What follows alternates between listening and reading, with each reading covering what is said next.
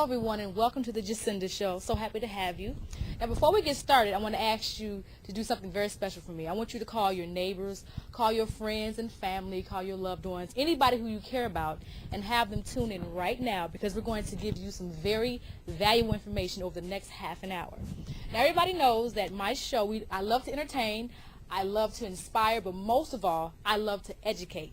And today we're going to be talking about HPV. And joining me is Dr. Rick Kittles. Welcome to the show. Thank you. Glad to have you. Glad to be here. Good. He's going to give us all the information you need to know about HPV. Is something fairly new? Or? No, it's not really new. It's something that we've known about for a long time. In fact, scientists have classified over 100 types of HPV. HPV is what we call human papillomavirus, and there's over 100 different types of HPV. HPV is very common throughout the world, and it is really an STD. So it's sexually transmitted, and we know that it plays a role in risk for cancer, and in particular among women, cervical cancer. And so that's why we sort of want to educate people about the virus and the fact that it causes cancer. But it's one of those situations where it's preventable because we actually have a vaccine that actually prevents cervical cancer in young women. The vaccine is made by a company called Merck, and so they offer it to young girls. And in fact, there's actually 3 stages of shots in which you should take. But it's right now the biggest way to stop cervical cancer. Wow, that's amazing. Because growing up, I heard about the usual STDs, but never HPV. Right. Yeah, HPV was one of them that we knew was common, but for a while we had no idea if it actually caused anything more than warts. In fact, so when you see warts or whatever, that's caused by HPV. But nothing was really connected that had something like cancer that that was really detrimental. And then as scientists investigated more, they found that cervical cancer was in fact caused by several of the subtypes of HPV. Not all 100. There's really 2 or 3 that are really what we call virulent that can cause cancer. And in fact, when those cells in the cervix when HPV goes into the cervix, it actually causes some of those cells to multiply and grow uncontrollably. And that's what cancer is. It's the uncontrolled growth of cells. Right. Now, who can this affect? Can it affect a certain group or class of people? Well, it affects all women. It can impact all women. But the problem, though, is that among black women and Hispanic women, it's much more common. And so that's why we want to get the message out to African Americans and Hispanic American women to be more educated about HPV. And also, if you're young, you can actually get this vaccine so that it could prevent getting HPV and then getting cervical cancer. Okay. So you can actually combat this. Wow, that's amazing. Because I don't think I even got the vaccine yet.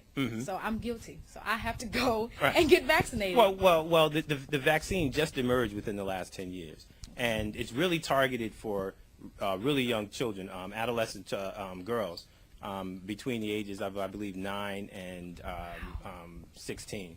And so that's where these are like pre-sexually active girls. They want to target that so that because if you before you become sexually active, because actually the more sexually active you are, the greater your chance that you'll get infected with one of these because it's very common. I mean. So what are some of the symptoms? I mean, how do you know besides the warts? Is it just the warts? Is that how you know you have it? Or? Right. Well, in terms of HPV or cervical cancer. HPV. Well, you can get a blood test. I mean, there's a blood test to see if you have HPV. But sometimes you can see warts, be it genital warts or warts even on the skin, is due to a particular type of HPV.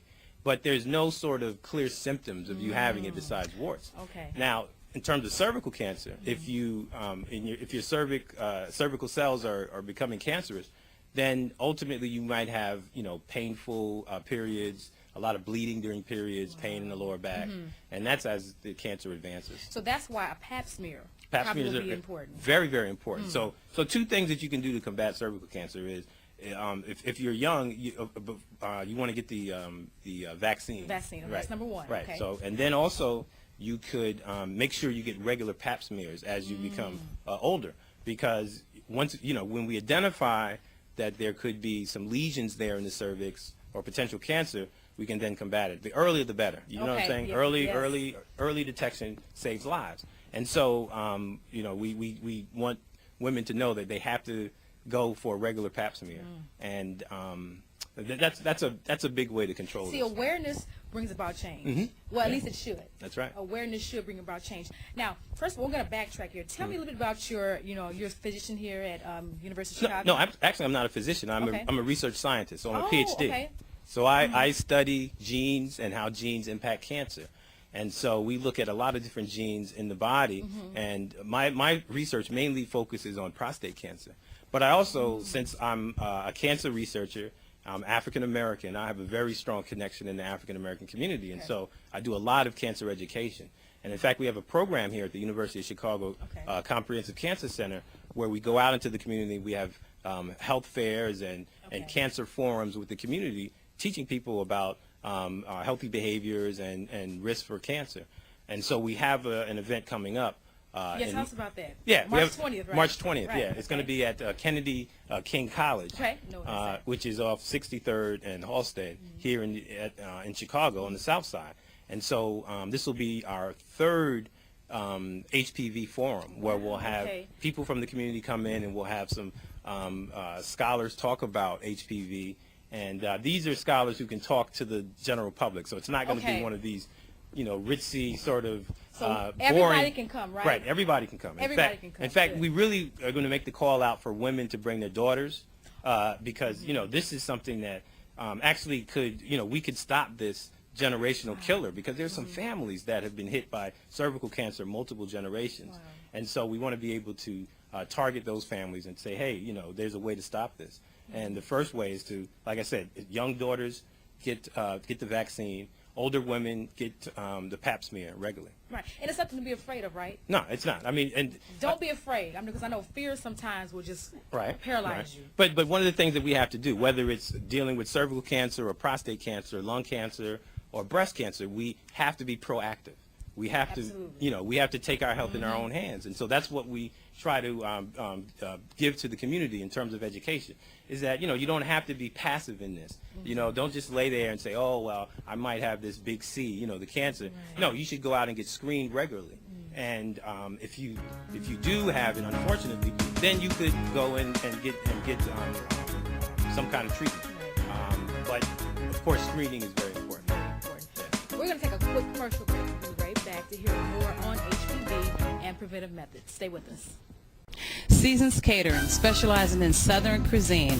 Let us cater your next event. Big or small, we cater it all. Call now to save $50 off your first order and to hear about our special bereavement menus starting at only $6 per person, because we are the caterer who cares. Now serving Northwest Indiana and Chicagoland. Call today at 219-769-5950. Seasons Catering. Our food is so good.